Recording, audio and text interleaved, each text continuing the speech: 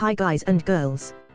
Today we are going to do malicious compliance. Don't forget to like and subscribe so you can see my next videos. Let's get right into it. Close all of your accounts. Sure thing. Hey everyone. Long time lurker, first time poster.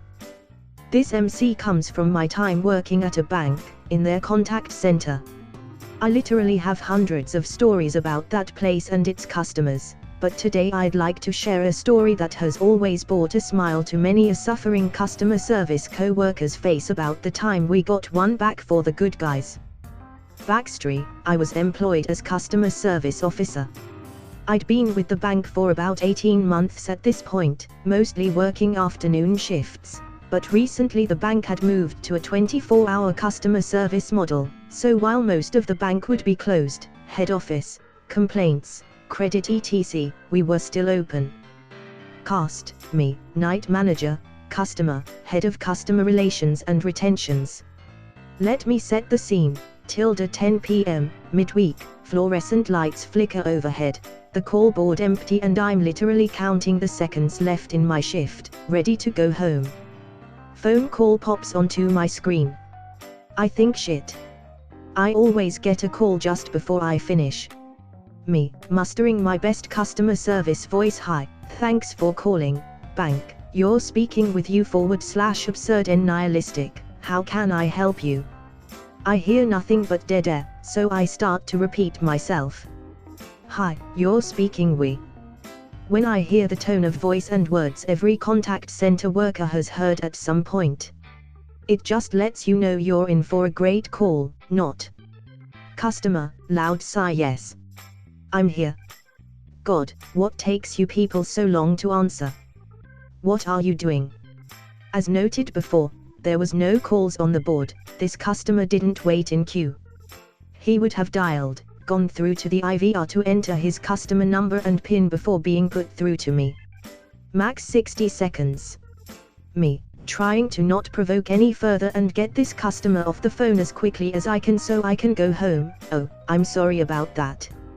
Our system doesn't show a queue, but I'm sorry that you had to wait. What can I do for you this evening? Customer seems to settle down and starts explaining that the reason for the call was the interest charges on the most recent credit card bill. He was sure they were a mistake because I always pay my bills on time and I don't like paying you bloodsuckers any more than I have to.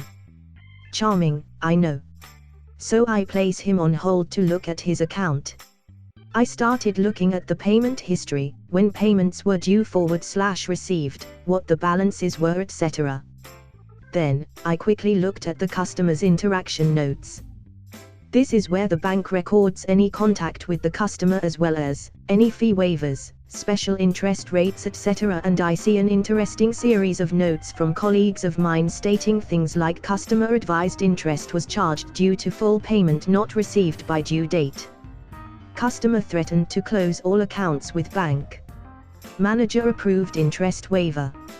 Notes like this went on for months, until there was a note from the head of customer relations and retentions stating if customer threatens to close accounts to seek waiver of fees, interest or other charges, please process immediately. No retention authorized. I was a bit shocked because usually the bank would do a lot to keep existing customers, like they told us in training, it's cheaper to keep a customer than it's to gain a new one. So I call over my night manager to read the notes and give him a heads up. I've got a feeling the customer is going to be demanding another interest waiver. My cool night manager said, well, if he does, do what the note says. Total hold time, maybe 2 minutes. I take the customer off hold and thank him for waiting. Customer, about time. My time is very valuable, you know. So have you fixed it yet? I start explaining that the interest charges are valid because he didn't pay off his balance before the due date. He goes ballistic. He starts calling me every conceivable name under the sun and mid-sentence stops. He plays it like he's just had an idea. Fine. If the interest charges are valid, I'm going to close my accounts. I want to close my accounts with you now. At this point I'm excited about putting him in his place, but I also want to cover my ass, so I ask. Me, so, just to be certain. You are instructing me to close all of your accounts with us, including your credit card, savings account and transactional account. Customer, are you stupid? That's what I said. Ladies and gentlemen, we got him. Me, grinning my ass off. Okay, no problems. I'll just place you on hold to do that for you. I hit the hold button fast just as I heard him say no. With my night manager's help we close his accounts. His savings account was a term deposit, so by breaking the term early he had to pay an early access fee of 10% of the balance. We used the money in his transactional account to cover the outstanding balance in his credit card, including the interest, and sent a request for a check to be issued for the remaining money. I took the customer off hold. Me, again, thank you for your patience. As requested, your accounts are now closed. Was there anything else I can help with tonight? If I thought the customer went ballistic before, oh boy. There was talk of suing the bank, suing me, suing my night manager, suing head of customer relations and retentions. That we were guilty of discrimination. That I didn't have the authority to do what I did. He's going to call the police. We're thieves. Some other ways of telling me how useless I am and how I can kill myself. You get the picture. Me, still smiling because I know I nor anyone else at my bank will have to deal with this asshole again. Sir, I understand you are upset. However, on a recorded phone call you instructed me to close your accounts. I've complied with your wishes. As there is nothing else for us to speak about tonight. Thank you for calling, bank, have a good night. And hung up on him before he could say another word.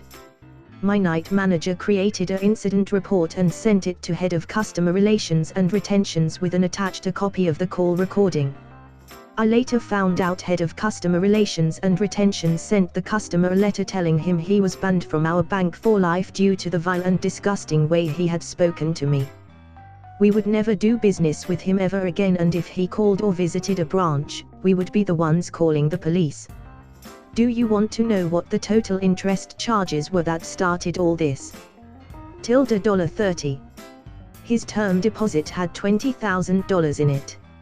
He cost himself $2,000 in early exit fees because he thought he could bully his way out of $30 in interest. Edit, wow. Thank you to everyone, the response has been amazing. My God. Thank you for the gold and silver. I just wanted to blanket answer some questions / assumptions made in the comments. 1. I'm Australian, not American. Our banking laws / code of practice / terminology are a bit different. 2. Normally no, I wouldn't close an account or a suite of accounts.